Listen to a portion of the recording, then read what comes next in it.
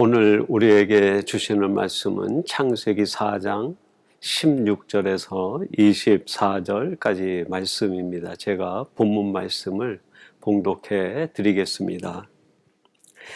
가인이 여호와 앞을 떠나서 에덴 동쪽 놋 땅에 거주하더니 아내와 동침함에 그가 임신하여 에녹을 낳은지라. 가인이 성을 쌓고 그의 아들의 이름으로 성을 이름하여 에녹이라 하니라. 에녹이 이랏을 낳고 이랏은 무후야엘을 낳고 무후야엘은 무드사엘을 낳고 무드사엘은 라멕을 낳았더라. 라멕이 두 아내를 맞이하였으니 하나의 이름은 아다요 하나의 이름은 실라였더라. 야다는 야발을 낳았으니 그는 장막에 거주하며 가축을 치는 자의 조상이 되었고 그의 아우의 이름은 유발이니 그는 수금과 퉁소를 잡는 모든 자의 조상이 되었으며 실라는 두발가인을 낳았으니 그는 구리와 쇠로 여러 가지 기구를 만드는 자요 두발가인의 누이는 나아마였더라. 라멕의 아내들에게 이르되 아다와 실라여 내 목소리를 들으라. 라멕의 아내들이여 내 말을 들으라.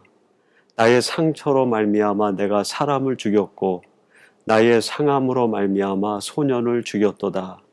가인을 위하여는 벌이 7배일진데 라멕을 위하여는 벌이 77배이리로다 하였더라. 아멘. 오늘은 창세기 강의 27번째 시간입니다. 오늘 강의 시간은 주신 말씀 창세기 4장 16절에서 24절 말씀을 갖고 빈 자루는 세울 수 없다라는 제목으로 하나님의 말씀을 전하도록 하겠습니다. 공자의 제자 가운데 증자라는 분이 있는데 그 증자가 공자에게 이런 질문을 했다고 합니다. 선생님이 가르치는 것, 중요한 것 세 가지가 있는데 첫째는 도요, 두 번째는 식이요, 세 번째는 군인데 이 중에 하나를 버린다고 하면 무엇을 버릴 수 있겠습니까? 라고 질문했습니다. 그때 공자가 대답하기를 식을 버려라. 또다시 증자가 묻습니다. 그러면 선생님 도와 군이 남는데 그 중에 하나를 버린다고 하면 무엇을 버릴 수 있겠습니까? 공자가 답하기를 군을 버리라 라고 답을 했다고 합니다. 그리고 이어서 이렇게 제자에게 말했다고 해요. 도가 없어지면 나라가 망하느니라. 먹는 문제 중요하고 나라를 지키는 군대도 중요하지만 나라가 나라 될 수 있는 것은 도가 있어야 된다 하는 가르침이라는 말입니다. 공자는 도라고 얘기했지만 이것을 우리가 성경에다 은유해서 이야기한다고 하면 도는 곧 하나님의 말씀, 또 하나님 본체, 자신이라고도 할 수 있겠고 하나님의 가르침 아니겠습니까? 여러분이 성도들에게 먹는 문제 대단히 중요합니다. 또 나를 지키기 위해서 여러 가지 수단과 방법을 만드는 것 중요합니다. 그러나 그거보다도 가장 중요한 핵심되는 것은 하나님의 말씀, 하나님이 내 안에 있어야 비로소 내가 살아도 산 것이고 이 땅에서 참된 하나님의 사람으로 살아갈 수 있는 길이 열리는 것 아니겠습니까? 그런 의미에서 하나님으로 채운 사람, 하나님이 그 내면에 가득한 사람은 복 있는 사람이고 그 사람은 하나님이 반드시 지켜주실 뿐 아니라 높이 세워주신다라고 할 수 있겠습니다. 오늘 본문 말씀은 가인과 그의 자녀들, 가문에 대한 이야기입니다. 16절에서 가인이 여호와 앞을 떠나서 놋 땅에 거하여 자기 왕국을 건설하려고 합니다. 한번 16절 말씀 여러분 주목해 보세요. 제가 봉독해 드리겠습니다. 가인이 여호와 앞을 떠나서 에덴 동쪽 놋 땅에 거주하더니, 이 가인이 하나님을 떠나서라고 말합니다. 그 마음 중심에 하나님 두기를 포기했다는 것이죠. 그리고 자기 왕국을 건설하기 위해서 그가 간 곳이 에덴 동쪽에 있는 놋 땅이라고 얘기합니다. 근데 이 놋이라고 하는 땅의 이름, 뜻이 방황하다, 요동치다, 그런 뜻이 있어요. 굉장한 은유고 메시지를 담고 있지 않습니까? 하나님을 떠난 인생, 하나님이 그 내면에 있지 않고 하나님으로 채우지 않은 인생은 결국 세상에서 방황하는 인생이 될 뿐 아니라 늘 세상 풍파에 흔들리는, 요동치는 삶을 살 수밖에 없다 하는 것 아니겠습니까? 혹자는 이런 질문을 할지 모르겠습니다. 목사님, 꼭 세상을 살아가는데 하나님으로만 채워야 됩니까? 우리가 살아가는 세상엔 귀한 것들이 얼마나 많습니까? 돈도 귀하고 재물도 귀하고 금은 보석, 우리 눈에 보이는 부귀와 영화, 권력, 이것으로 채워서 살아가는 것, 그것이 뭐 그리 나쁘단 말입니까? 그것으로만 채워도 우리들이 얼마든지 세상 사는 데는 문제가 없는 것 아니겠습니까? 하는 항변 섞인 질문을 할지 모르겠습니다. 이런 질문에 대하여 왜 그것들로 채우면 안 되는지 성경이 우리에게 가르쳐주는 답변이 있어요. 그게 베드로전서 1장 24절 말씀인데 이렇게 기록합니다. 그러므로 모든 육체는 풀과 같고 그 모든 영광은 풀의 꽃과 같으니 풀은 마르고 꽃은 떨어지되. 육체, 이 땅에 있는 모든 세상적인 것, 사람이 만든 것은 결국 풀과 같고 그 사람들이 바라보는 영광은 그 풀에 피어있는 꽃과 같다라고 얘기합니다. 때가 되면 다 시들고 말라버린다는 거예요. 이 세상에 있는 것들 좋아 보이고 귀해 보이지만 하나님의 눈으로 볼 때 그것은 결국 두 가지의 결과를 낳게 됩니다. 하나는 시들거나 말라버리는 거예요. 이 세상에 있는 것 가운데 영원한 것이 어디 있습니까? 때가 되면 시들고 말라버리는 것 아닙니까? 또 한 가지는 이 세상에 있는 것은 부패하기 마련입니다. 하나님으로부터 온 것은 영원하고 변질되지 않지만 사람으로부터 온 것, 세상으로부터 온 것은 반드시 부패되고 변질되고 마는 것이죠. 그래서 하나님이 아닌 다른 것으로 채운 인생은 바로 설 수 없고, 다른 것이 아무리 많이 가득 차 있다 하더라도 그 인생과 나라와 왕국은 빈자루와 같아서 때가 되면 무너지고 소멸되고 만다는 것이죠. 여러분, 오늘 본문 말씀은 제가 가인과 그의 자손들의 이야기라고 했는데, 가인의 이야기가 16절에서 시작이 돼가지고 24절에서 일단락됩니다. 24절 말씀, 이 가인의 가문의 마지막은 어떤 결과를 초래할까? 한번 주목해 보시기 바랍니다. 제가 봉독해 드리겠습니다. 가인을 위하여는 벌이 700일진데 라멕을 위하여는 벌이 77배 일이로다. 가인이 놋 땅에서 에녹이라는 큰 성을 세우고 큰 목축을 하고 농사를 지으며 각종 문화를 만들어내고 자기 자신을 지키는 철저한 방책과 방법들을 다 강구해냅니다. 그리고 그의 자녀들은 용감무쌍한 용사들 같아요. 많은 세력들 앞에서 자기를 지킬 수 있는 능력이 있었습니다. 그런데 24절, 그 가인과 그의 후손의 마지막은 어떻다고 얘기합니까? 가인을 위하여는 벌이 7배이지만 라멕을 위하여는 77배이리로다.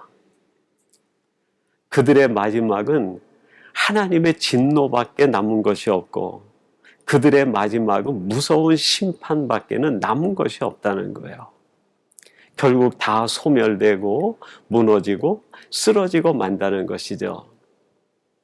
여러분, 세상적인 것, 우리 눈에 좋아 보이고 그것이 나를 든든하게 할 것 같이 보이지만 결국 때가 되면 그 모든 것들은 시들거나 말라버리고 부패되거나 변질됨으로 인하여 그것으로 채운 인생까지도, 그 나라와 왕국까지도 결국에는 서지 못하고 하나님의 심판의 바람 앞에서 무너지고 쓰러지고 만다는 사실입니다. 이 사실을 깨닫는 사람만이 자기의 내면을 세상적인 것이 아닌 하나님으로만 채우는 사람으로 살아갈 수 있게 됩니다. 이렇게 24절에서 가인의 얘기가 끝난 뒤에 25절, 26절에 아주 짧게 그 아담과 또 아벨에 이어서 그 셋과 그 자손인 에노스 이야기가 나와요. 한번 여러분 창세기 4장 26절 말씀 주목해 보세요. 셋도 아들을 낳고 그의 이름을 에노스라 하였으며 그때의 사람들이 비로소 여호와의 이름을 불렀더라. 하나님께서 아벨 대신에 셋을 두시고 그 셋의 자녀로 에노스를 주었는데 그 에노스라는 이름의 뜻이 약한, 깨지기 쉬운 그런 뜻이 아주 연약한 존재라는 거예요. 자기 스스로는 살아갈 수도 없고 자기 자신을 보호할 수도 없고 자기 자신 하나 지킬 수 없는 아주 약한 존재. 근데 그 에노스가 하나님의 이름을 부릅니다. 무슨 뜻입니까? 그의 인생과 그의 삶과 그의 가정과 그의 나라와 그의 집을 하나님으로 가득 채웠다는 거예요. 이렇게 하나님만으로 가득 채운 에노스, 그의 후손들은 어떻게 되었을까요? 그것이 창세기 5장으로 넘어가서 이야기가 되는데 5장 마지막 절입니다. 창세기 5장 32절 이렇게 말씀합니다. 노아는 500세 된 후에 셈과 함과 야벳을 낳았더라. 이 에노스의 후손의 몇 대를 거쳐가면서 노아가 태어나게 되고 그 노아의 자녀로 셈, 함, 야벳이 태어나게 되고 셈을 통하여 창세기 12장으로 넘어가서 아브라함과 부족장이들이 태어나게 되고 다윗의 가문의 시조가 되고 다윗의 후손을 통해서 이 땅에 오시는 예수님이 인간의 몸을 입고 탄생하지 않습니까? 하나님을 가득 채운 에노스, 그 가정과 후손들은 약한 존재지만 그 안에 채워진 하나님이 그들을 붙들어 주심으로 인하여 온갖 세상의 풍파와 바람 속에서도 넘어지지 않고 올곧게 서서 마침내 메시아 왕국의 초석이 되고 예수 그리스도가 탄생하여 구속사를 이루어가는 그루터기로 쓰임받는 가문이 되지 않았습니까? 여러분, 세상적인 것으로 채우면 그것이 시들고 마르고 썩고 부패되어져 갈 때 함께 무너지고 맙니다. 그러나 내가 약한 존재라 할지라도 하나님으로 가득 채우면 내 안에 계신 하나님이 우리를 붙들어 주시어서 하나님 나라의 초석이 되게 하시고 구속사를 이루어가는 그루터기로 지금도 사용하신다는 말씀입니다. 여러분, 창세기 4장과 5장을 지나서 6장에 이르게 되면 노아 홍수 사건이 기록이 됩니다. 그 거대한 심판의 홍수 앞에서 가인이 쌓았던 애녹성이나 그의 자손들이 자랑스럽게 여기던 모든 것들이 다 소멸되고 말아요. 다 쓸려가 버립니다. 그런데 여러분이 에노스의 자손 노아의 8 식구는 그 심판의 거대한 물결 앞에서도 하나님의 붙드심을 받고 하나님의 지키심을 받아 새 역사를 이루어가는데 새싹이 되고 쓰임받는 사람들과 가문이 된 것 아닙니까? 사랑하는 성도 여러분, 다시 한번 말씀드리지만 빈자루는 세울 수가 없습니다. 세상에 있는 것을 아무리 채워도 하나님이 볼 때는 그 자루는 빈자루일 뿐이에요. 그러나 우리들이 보잘것없는 존재일지라도 하나님으로 가득 채우면 하나님이 우리를 붙들어 주시어서 세상에는 그 어떤 바람에도 세상에는 어떤 그 환난 속에서도 흔들리지 않고 무너지지 않고 올곧게 서서 하나님이 사용하시는 구속사의 도구가 된다는 사실입니다. 여러분, 이 사실을 깨닫는 것이 은혜고 이 사실을 깨닫고 믿고 살아가는 것이 믿음으로 살아가는 성도들의 모습 아닙니까? 신약 시대에 이르러 이러한 진리를 깨달은 사람 중에 한 사람이 사도 바울이라고 할 수 있겠습니다. 사도 바울이 진리를 깨달은 다음에 빌립보서 3장 5절에서 8절에서 이런 고백, 이런 결단을 합니다. 한번 주목해 보세요. 나는 8일 만에 할례를 받고 이스라엘 족속이요 베냐민 지파요 히브리인 중에 히브리인이요 율법으로는 바리새인이요 열심으로는 교회를 박해하고 율법의 의로는 흠이 없는 자라. 그러나 무엇이든지 내게 유익하던 것을 내가 그리스도를 위하여 다 해로 여길 뿐더러 또한 모든 것을 해로 여김은 내 주 그리스도 예수를 아는 지식이 가장 고상하기 때문이라. 내가 그를 위하여 모든 것을 잃어버리고 배설물로 여김은 그리스도를 얻고. 사도 바울이 다메섹 도상에서 예수님을 만납니다. 하나님을 경험한 거죠. 그리고 그때 그는 그동안 그 자신이 붙들었던 그 모든 것들을 내려놓고 자기의 내면을 오직 하나님, 예수님 말씀으로만 채우게 됩니다. 내가 왜 그렇게 했는가? 그것에 대한 이유, 고백을 이 빌립보서에서 말하고 있는 것 아닙니까? 내가 이전에 가지고 있었던 것들, 그것이 나를 세우는 줄 알고 내가 그걸 붙들고 살았는데 그리스도를 알고 보니까 내 인생을 진정으로 세워주는 능력은 그것이 아니라 예수 그리스도, 오직 하나님 말씀인 걸 깨달았노라. 그래서 이것만을 내가 붙들고 모든 것들을 해로 여기고 배설물로 여겨 버렸다고 고백을 합니다. 빌립보서 1장 20절 21절에서 바울은 또한 이런 고백을 합니다. 나의 간절한 기대와 소망을 따라 아무 일에든지 부끄러워하지 아니하고 지금도 전과 같이 온전히 담대하여 살든지 죽든지 내 몸에서 그리스도가 존귀되게 하려 하나니 이는 내게 사는 것이 그리스도니 죽는 것도 유익함이라. 여러분, 얼마나 멋진 고백입니까? 정말 인생의 핵심을 발견한 사람, 내가 무엇으로 살 수 있는지를 깨달은 사람이 드리는 고백이고 간증 아닙니까? 나는 살든지 죽든지 이제는 내 안에 오직 예수 그리스도만이 존귀히 되기를 원하노라. 무슨 말입니까? 그 모든 것들은 다 내려놓고 내 인생을 바로 세우고 고쳐 세워줄 수 있는 예수 그리스도 오직 하나님 말씀만을 붙들고 그것만을 내 인생에 채우고 살아가겠다는 고백입니다. 제가 2004년도에 그 중국 서안에 방문한 적이 있었습니다. 거기에서 일정을 보내고 그 진시황의 병마총, 그 황실 무덤이 있는 곳을 방문을 했었어요. 근데 그 전시장에 들어가니까 그 입구에 그냥 큰 항아리들이 여러 개가 전시되어 있더라고요.